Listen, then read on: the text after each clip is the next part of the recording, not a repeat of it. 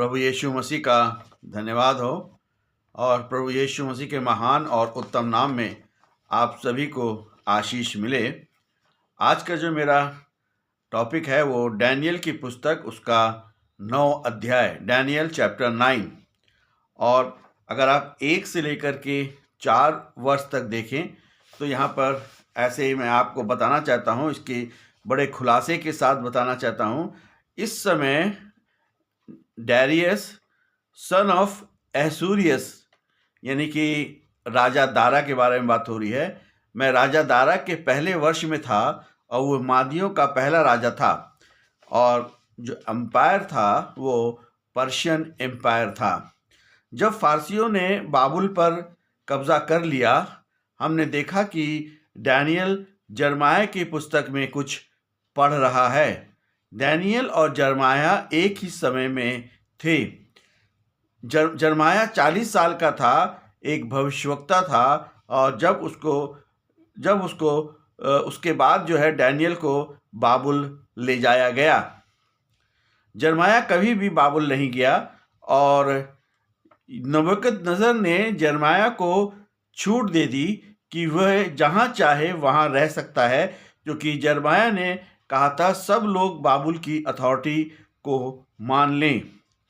586 BC में उसके will के बिना यानी उसकी इच्छा के बिना उसे मिस्र ले जाया गया और उसने भविष्यवाणी करना बंद कर दिया और वह मिस्र में था और वहीं उसकी मृत्यु हो गई।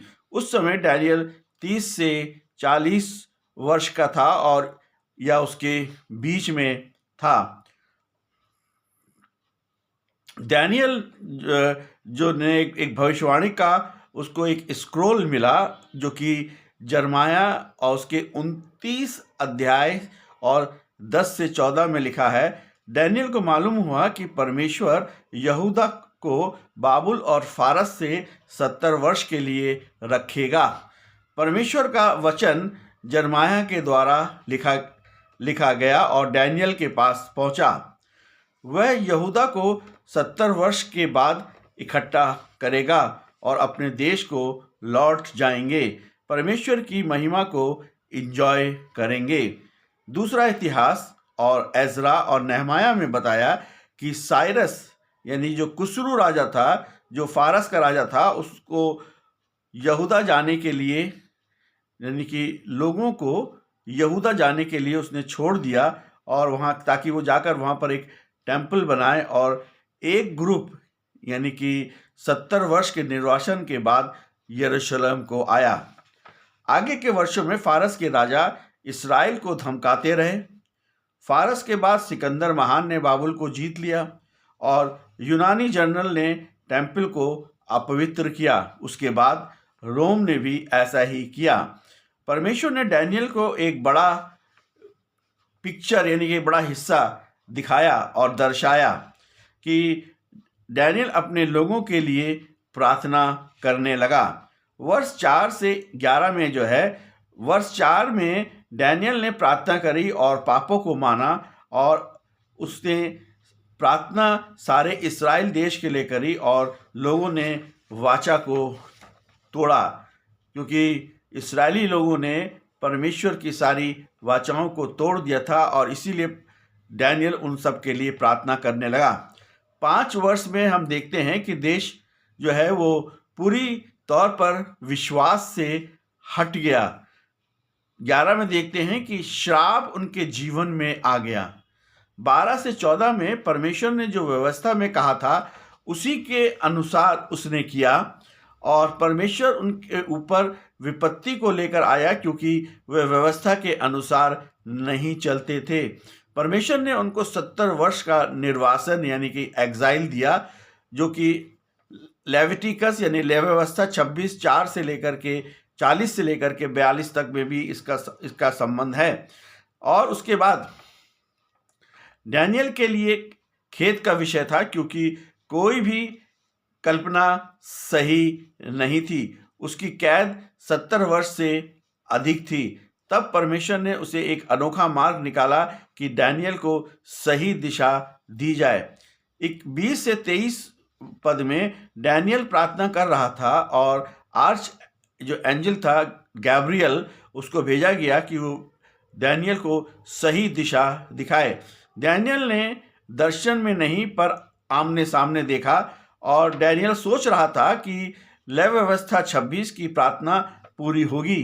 बात यह सही है कि परमेश्वर ने गैब्रियल को यानी कि जिब्राइल फरिश्ता जिसको हम लोग बोलते हैं को डैनियल के पास भेजा ताकि वो दर्शन के बारे में जान सके। डैनियल ये जाने कि उसके पास अलौकिक संदेशवाहक भेजा गया है। जब परमेश्वर को आवश्यक लगा कि गैब्रियल को भेजा जाए ताकि परमेश्वर के वचन के आधार पर उसे सही किया जाए। इसका ये मतलब नहीं है कि वह व्यक्ति महत्वपूर्ण है, नहीं है, गलत है, ऐसा बिल्कुल नहीं है, क्योंकि 22 वर्ष में लिखा हुआ हमें बताया गया कि गैब्रियल ने डैनियल को हिदायत दी कि वो अंदर की बात को समझ सके, जो गुप्त बातें थी उस बातों को वो समझ सके। जो वचन में जो इनसाइट है उसको विजडम के तौर पर देखा जाता है और विजडम जो है या इनसाइट है जो ज्ञान परमेश्वर मनुष्य को देता है। अंडरस्टैंडिंग जो है वो रेफर टू द नॉलेज यानी कि ज्ञान के बारे में और समझ के बारे में बताती है। यही प्रकाशन है। डैनियल की समझ में दो बातों की कमी थी। उसको परमेश्वर के प्लान के बारे में पता नहीं था और डैनियल के पास कुछ फैक्ट थे, परंतु उसे डैनियल के पास सारे डेटा नहीं थे जिसकी उसको जरूरत थी ताकि उसे परमेश्वर की प्लानिंग का पता चल सके।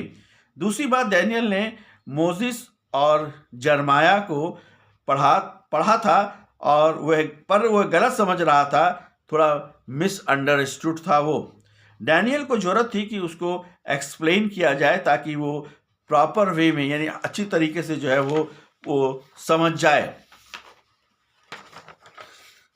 23 वर्ष में जो है परमेश्वर ने गैब्रियल यानी जिब्राइल को भेजा ताकि वो मतलब डैनियल को सारी अलौकिक बातों के बारे में बता सके।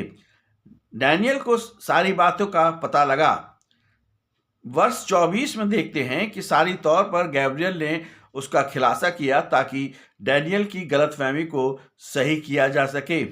एज ऑफ जेनेटाइल्स यानी कि जो अन्य जातियों की जो एज उस समय थी, क्योंकि 70 वर्ष की बात थी मगर वो कुछ जो एज थी वो ज़्यादा थी और जो है जो एज थी वो 70 साल नहीं थी पर वो और भी आगे थी। वे 6 बातों को समझ सके कि पाप को ख़त्म करें, पाप है, मसीह को रिजेक्ट ना करें। दूसरी बात थी पापों को ख़त्म करें, इस्राएल को पाप रहित। ये जरूरी था कि इस्राएल महिमा का जीवन जिएगा, उसको पुनरुत्थान मिलेगा। इस समय इस्राएल प्रायश्चित करेगा और पापों के लिए पुरानी वाचा के द्वारा वो परमेश्वर के पास आएगा। उनकी असफलता हुई कि पुरानी वाचा पर वो नहीं चल पाए, उसका परिणाम उनके ऊपर श्राप आ गया।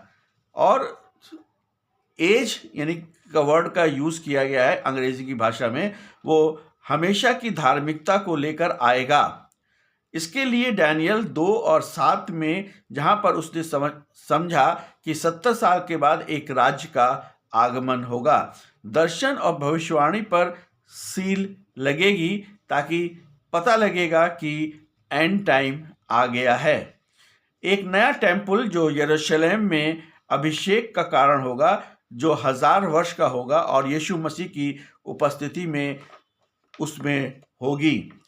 इस समय जो इस समय यानी इस एज में परमेश्वर के द्वारा इस्तेमाल होंगे ताकि उनका उत्तर इस प्रकार आएगा कि या उत्तर की यहाँ आप उसको देख सकते हैं, उसका जो आउटकम जो है इस प्रकार इस्राएल के लिए अच्छा होगा, उनको आशीष मिलेगी कि अंत में होगा। कुछ समय बाद इसराइल के लिए पीड़ा के दिन होंगे। इसराइल जो है, परमेश्वर इसराइल के दुश्मन को इस्तेमाल करेगा ताकि वह इसराइल को अनुशासन में ला सके। कितना समय लगेगा कि इसराइल उनके लिए वेट करे? गैब्रियल ने कहा 70 सप्ताह। हिब्रू जो है, जो वीक्स में बोलते हैं शैवट, जिसका अर्थ है 7 यानी कि 7। गैब्रियल जो है सचमुच कहता है कि 77 इसराइल के लिए यही निर्णय है।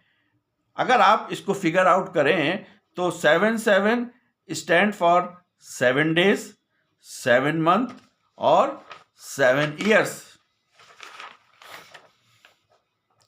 ट्रेडिशनली जो है, यानी कि परंपरा में जो है, इसराइल जो है शैवत शब्द का इस्तेमाल करता है 7 day या 7 year। हम यहाँ पर बात कर रहे हैं 7 into 7 यानी कि 490 दिन या 7 into 7 49 years। अन्य जाति का जो सताव होगा वो 7 into 7 होगा।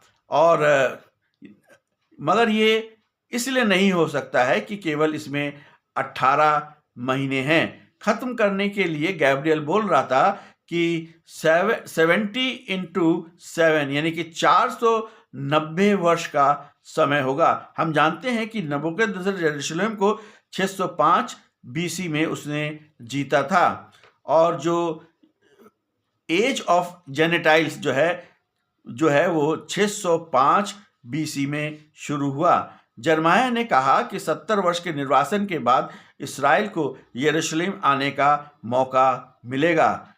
साइरस ने ये आज्ञा निकाली कि इसराइल अपने देश में वापस जाए, और ताकि मंदिर को फिर से बना सके जिसको नबूकदनेस्सर ने नष्ट कर दिया था। और वहाँ पर एक प्रोफेटिक क्लॉक जो है वो शुरू हो जाएगी, यानी 70 साल के निर्वासन के बाद हमको 490 वर्ष और लगेंगे, जो जजमेंट इसराइल का और संसार का होगा। ये समय साइरस की आज्ञा के बाद शुरू हुआ, क्योंकि 70 वर्ष से नहीं, मगर जैसे ही साइरस ने कहा कि इसराइलियों से कि जाओ और वहाँ टेम्पल बनाओ, यहाँ से जो है जो क्लॉक है शुरू होती है 490 वर्ष के लिए। और जो गैब्रियल था उसने 490 को इस प्रकार वो बांटता है कि रिबिल्ड द टेम्पल, और उसके बाद मसीह का मारा जाना, ये भी इसमें ही होगा। टेम्पल का पूरा होना, 2 बार पूरा होना, ये भी इसी में होगा। 2 बार का अर्थ है 7 यानी कि जो है, और आगे जो है 62 जो है हमें इस मंदिर को बनाने में जो है, और 2 बार समय लगेगा। 2 बार के समय को तीसरे घटना में अलग करना होगा। एजरा और नहबाया, हम जानते हैं कि 49 ईयर्स लगे टेम्पल को बनाने में, और शहर की दीवार भी उसमें शामिल है। साइरस की आज्ञा के बीच में दीवार का पूरा होना, जो गड्ढा बाहर से शहर के किनारे किनारे था, यानी कि उसको पूरा करने के लिए 49 ईयर्स जो है वो लगे। 26 पद में कहता है कि गैब्रियल ने बताया कि मसीह जो है वो मारा जाएगा कितने 62 सप्ताह के बाद। जो टर्म है कट ऑफ, यानी कि हिब्रू वर्ड उसको बोलते हैं इफरमिसिम, मतलब कि फॉर द डाई, यानी कि मरने का समय है। दीवार और शहरपना बनाने की समाप्ति से और लेकर यीशु मसीह की मृत्यु तक जो है 483 ईयर्स लगे। 483 ईयर्स की उचित ठहराने के लिए मसीह जो है 6 और 5 और 6 BC में पैदा हुआ, और 27 AD में उसकी मृत्यु हुई। अगर हम पीछे की ओर जाएं तो 456 यानी एक टैलोमी करके एक राजा भी हुआ है, जिसके बारे में आगे हम लोग बहुत बात करेंगे। टेलोमी जो है वो वहाँ पर था और उसने जो है एक बड़ा ये रचनाकार था और उसने सारा बातें जो है उसने इसमें लिखी। इन बातों को हमें समझना जो है वो बहुत ही जरूरी है। जैसे ही मसीह की मृत्यु होगी, यरूशलेम शहर को नष्ट कर दिया जाएगा, ना सिर्फ टेम्पल को भी नष्ट कर दिया जाएगा। हम जानते हैं कि ये घटना 70 एडी में होगी। यीशु मसीह को क्रूस पर चढ़ाया गया और उसके बाद जो है ये घटना यानी कि 70 एडी में जो रोमन्स के द्वारा हुई थी। शहर का कार्य जो है रोमन्स संभाल रहे थे, टेम्पल बिल्कुल नष्ट कर दिया गया। लोगों का एक राजकुमार आने वाला है। ये कौन है राजकुमार जिसके बारे में बातचीत हो रही है? ये लोग चौथे राज्य को लेकर के आएंगे। ये एक दिन एक राजकुमार को लाएंगे और ये राजकुमार जो है मुख्य व्यक्ति होगा। राजकुमार जो है चौथा राज्य होगा जो कि पशु से जुड़ा होगा। ये राजकुमार जो है एंटी क्राइस्ट होगा जो कि अंतिम शासक होगा। हमने 483 ईयर्स की बात कर ली है जो कि 490 के अंदर है। 49 ईयर्स साइरस और दीवार बनाने में लग गए और 434 ईयर्स के अंदर शहरपनाह बनी और जिसमें यीशु मसीह की मृत्यु तक हम देख सकते हैं। हम 7 साल अभी भी मिसिंग हैं जो कि 490 साल को कंप्लीट करेंगे। 27 वर्ष में कहता है 1 हफ्ते के लिए वाचा बनाई जाएगी, मतलब कि वीक या 7 साल 7 ईयर्स। फाइनल 7 ईयर्स जो है वो 490 अभी कंप्लीट होने वाला है। अभी ये समय अभी आया नहीं है। यीशु मसीह की मृत्यु के बाद परमेश्वर ने काउंटडाउन को जो है स्थगित कर दिया और मतलब कि घड़ी अभी चल रही है परंतु अभी विराम दिया गया है। संसार अभी भी राजकुमार के आने के लिए रुका है ताकि उसे वाचा से बांधे। जैसे ही वाचा शुरू होगी वैसे ही घड़ी फिर से चालू हो जाएगी। आखिर 7 साल के लिए वह चलेगी। ये समय यीशु मसीह के आने का है। पृथ्वी का यीशु मसीह का राज्य होगा। जैसे डैनियल को पहले कहा गया था बहुत बलि और अन्य बलि चढ़ाएंगे, राजकुमार जो है लोगों में घृणा पैदा करेगा और वो घृणित वस्तुएं लेकर के आएगा, वो उजाड़ने वाली चीज़ों को लेकर के आएगा और यही जो है एंटी क्राइस्ट है। और वह स्वयं मंदिर के अंदर जाएगा और स्वयं को जो है अब गॉड डिक्लेयर कर देगा। एंटी क्राइस्ट की मृत्यु फाइनल एक्ट पर इस समय होगी। अन्य जाति इस्राएल पर राज्य करेंगे। यही 70 साल का निर्वासन खत्म होगा। 490 साल का न्याय होगा और आखिर 7 वर्ष जो है 490 वर्ष में नहीं जोड़ा गया है क्योंकि ये 7 वर्ष जो है ये बहुत ही मतलब कि ट्रैबुलेशन के होंगे और इसमें जो है उसके बाद जो है प्रभु यीशु मसीह आ जाएगा। और मगर इससे पहले जब ये 7 वर्ष का समय शुरू होगा इससे पहले जो है वो रैप्चर हो जाएगा और यीशु मसीह अपनी दुल्हन को लेकर के स्वर्ग में चले जाएंगे। और इस 7 वर्ष के बाद प्रभु यीशु मसीह फिर आएंगे और उसके बाद अपना राज्य जो है इस पृथ्वी पर हमेशा हमेशा के लिए मनाएंगे। प्रभु यीशु मसीह आप सभी को बड़ी आशीष दे। आने वाले समय में हम कल और भी देखेंगे, दानियल 10 को कल देखेंगे ताकि हम जान सकें कि ये पुस्तक जो है हमसे किस प्रकार बातचीत करती है। परमेश्वर आप सभी को बड़ी आशीष दे। आमीन।